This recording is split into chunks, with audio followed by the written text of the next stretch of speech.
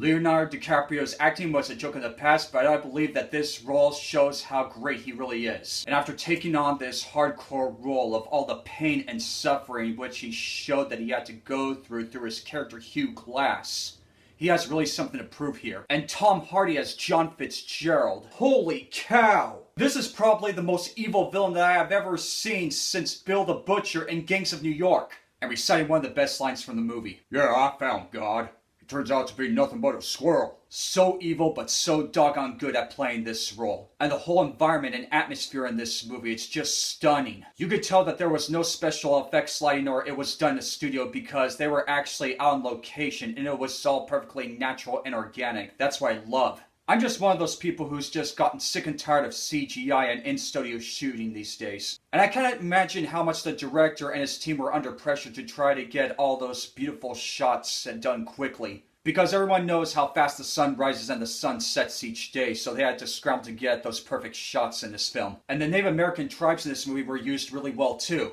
Yeah, I was kind of afraid and suspicious that they might run into the same problems that the other filmmakers did with the movie No Escape with the culture controversy. But thank God that wasn't the case with this movie.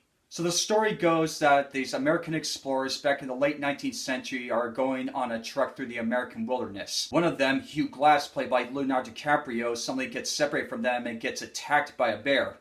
Spoiler alert. Now Glass is fighting for survival after the deep wounds he received from the bear to get back to the American fort up in the wilderness. If I was in Hugh Glass's place, I would have been dead within a few days. I mean, this guy has a huge set of cojones to be surviving after all this time from those deep wounds by that bear.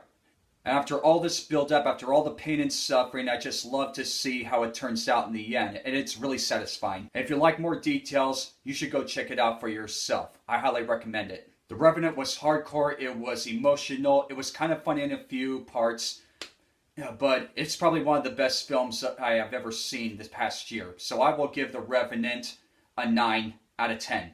If anybody out there who has a survival story that was almost as close and hardcore as this one, I'd like to know about it in the comment section below. And in the words of the evil Texan, thank you folks so very much for joining me, and I'll catch you all right on the flip side.